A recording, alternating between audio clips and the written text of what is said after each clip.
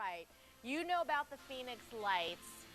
We're going to be talking a little bit about them, the latest theory as we celebrate the anniversary, even though we've seen things that may prove it otherwise than a UFO. Stay with us.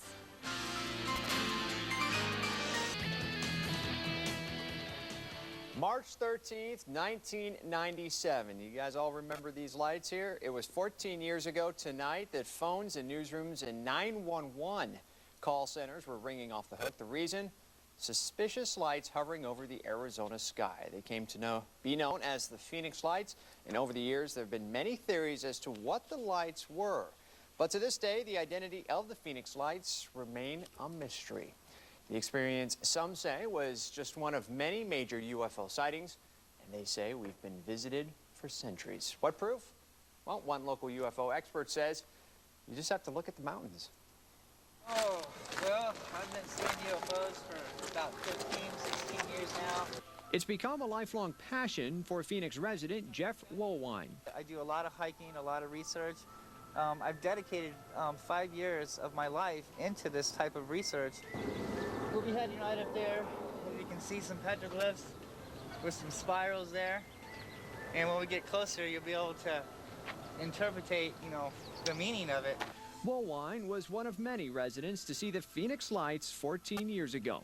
But it didn't stop there. He's documented years of sightings on his website, going beyond just the traditional lights in the sky research. Doing my investigations, I'm coming to find out that the petroglyphs here in the Valley of the Sun are talking about what we're seeing in the sky today as far as UFOs and strange things in the sky.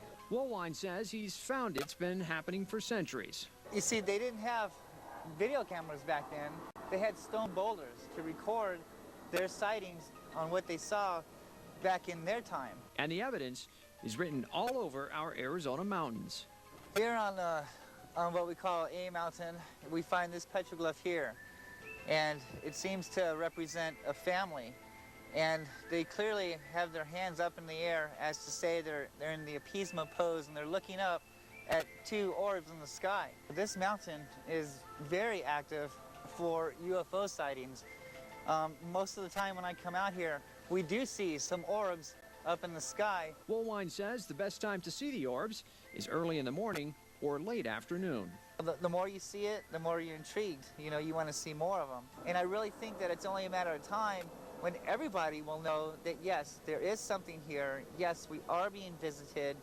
And we just have to ask ourselves, okay, we're not the only advanced civilizations in the universe. What happens next?